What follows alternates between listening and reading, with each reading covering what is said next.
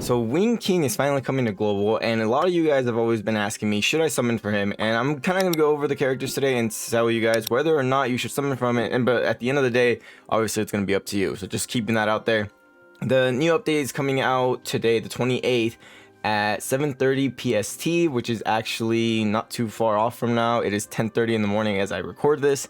So in about 9 hours, actually, we'll have the new king out with Hendrickson and Lilia, which is actually really interesting because Lilia did not come out on the JP side alongside King. She actually came out on her own banner alongside a Mona, which is meant more for PvE. So this is interesting that they're on there because Lilia actually has really good synergy with both King and Hendrickson. So this banner at the end of the day is not horrible because these three on a team, starting off with Lilia, it already on there, automatically gives them a debuff. Then you do your 2 debuffs with Hendrickson and your debuff with King, and you're basically set when it comes to the debuffs. And now they can't cleanse, and it's the most annoying thing in the world to deal with. So them adding Lilia on this banner actually makes it a little bit more enticing to want to summon, just because one, it's Lilia. I mean, I know most of you guys are simps here, alright, don't get me wrong. So Lilia makes it more enticing to want to summon just because she goes really well with King and Hendrickson. Okay, we're gonna be getting the costumes and a bunch of rewards and basically, you know, normal update stuff. All the costumes for King and Hendrickson, which, don't get me wrong, they're pretty cool. There's a Hog Pass coming with the Bon and Meliodas that we just got over on JP. There's some bundles for you guys, stamps. They're going into the pools, and then we have the new Droll Platinum card here. So the patch notes themselves are pretty simple and to the point, which I honestly kind of like. But what I'm talking about here is the King, Hendrickson, and Lilia. If you guys want to see any of this information, Grand Cross database is down in the description below, so that way you guys can check them out yourselves. But let's go over King real quick. King's first attack, this right here is actually terrifying to be hit by, especially at level 3. And if King crits you and your King is HP crit damage, you're going to be taking people out in potentially 1 to 2 shots. So King does a crap ton of damage and inflicts damage equal to 450% of the attack on one enemy, deals a percentage of leftover DOT debuff damage as additional damage, 130% of any DOT damage. So if they're debuffed, you hit them with this, you'll be doing even more damage. It's absolutely insane. This hurts. This absolutely hurts, and you want to hold off. I mean, if possible, you want to try and hold off till level 3. But even at level 1 and level 2, this will do a lot of damage, especially if they are debuffed. And if you're running King, Hendrickson, and Lilia, there's no way that they are not going to be debuffed. They're absolutely annoying units to fight. Okay, now we have his second move, which inflicts damage equal to 205% on attack on all enemies and poisons them for 3 turns. And it is always poison for 3 turns. It does not matter what level you hit them with. The only thing that changes is the amount of attack it does, or the amount of damage it does, because it will always poison for 3 turns, which is absolutely annoying, as you can tell. And then his ultimate, which is probably one of the more annoying things to deal with, which is really, it's different and new. It causes abyss damage, which I believe you guys already have the Hawk and Osbo. I always forget his name.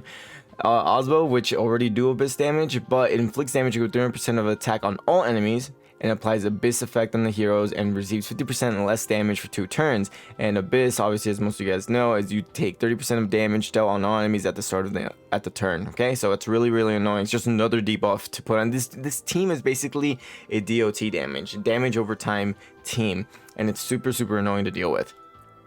Alright, and then finally, his passive nullifies the cleansing effect of recovery skills on enemies with 2 or more of bleed, poison, shock, or corrosion. And it is the corrosion, that's where Lilia comes in.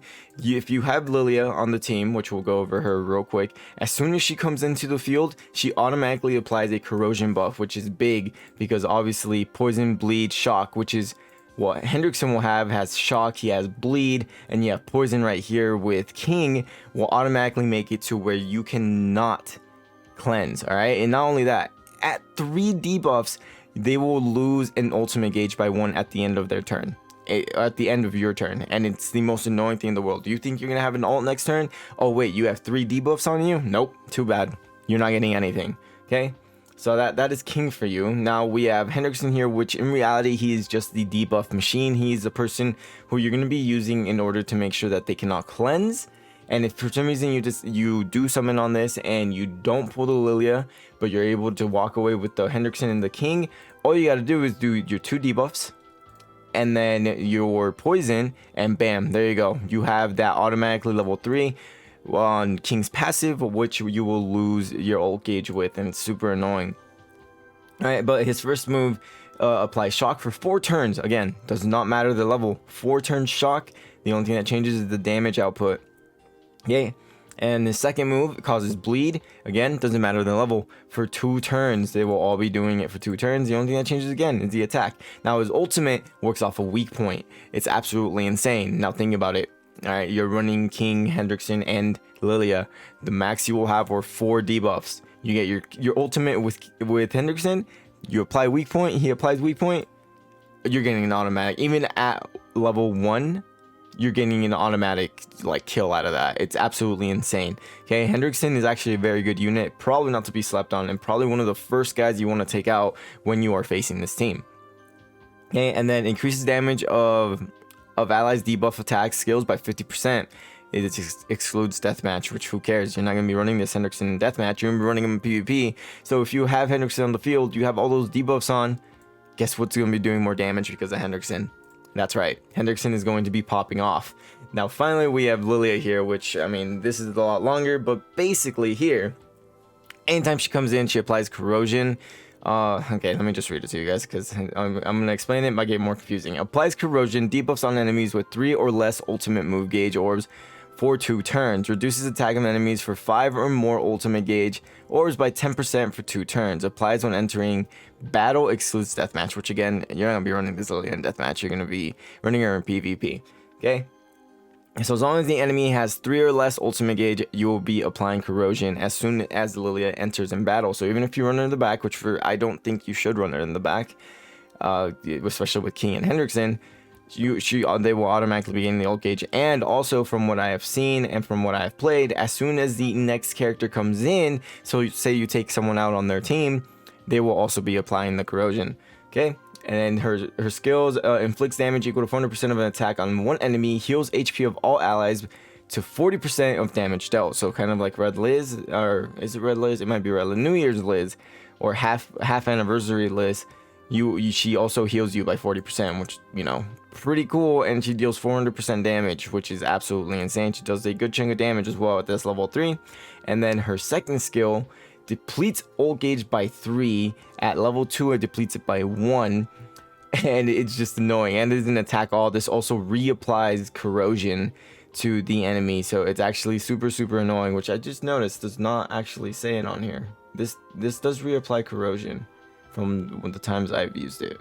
So interesting. And her ultimate removes buffs on all enemies and inflicts damage equal to 350% of attack. So Lilia is also very annoying to deal with, especially when you get her ultimate. You have a lit shield up on the field. You think you're safe from any ultimate. All she has to do is you just lost all of your lit shield, and then here comes King with his attack, and here comes Hendrickson with his ultimate, and it's just, you know, GG. Like, you're not winning here, okay? So basically what you want to do, if you do have all the ultimates, they have a shield up, they have some sort of buff up, you're gonna ult with Liz first, or yeah, with Lilia first here, okay? You always will ult with Lilia first to get rid of these debuffs. Then I say you ult with King, so that way the next AoE attacks everyone else, and then you ult with Hendrickson and take out whoever was left standing, because for the most part they're probably gonna have a debuff on.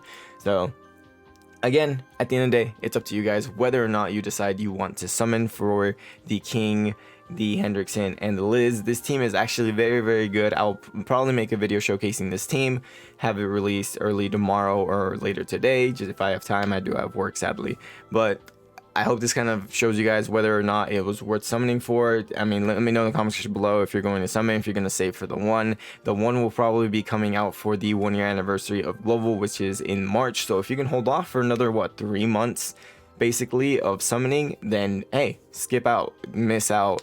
Don't summon for King, because King will return on the 1 banner. Lilia might not, though, so you have to keep that in mind. But other than that, guys, I hope you guys enjoyed this video. I hope you guys found this video helpful. For those of you guys that are always asking if you should summon for the King or not, and hopefully this kind of gives you a better understanding of whether or not this team is really good. Obviously, on JP, the 1 would be taking out Lilia, really. The one will just murder anyone on this team, basically. The one is a big counter to a lot, just because of how powerful he is. But other than that, guys, I hope you enjoyed the video. If you guys are new to the channel, consider hitting that subscribe button down below. Get me out with us here on a daily. Hope you guys have a wonderful rest of your day. And as always, I'll catch you guys on the next video. Bye-bye! パーフェクトキューブ。私の実験に貢献したくないか？暴食の罪、ボアシン・マーリンだ。よろしく頼む。ロケーション、研究の標本がまた増えたな。素晴らしい。最初からお前らに勝ち目などなかった。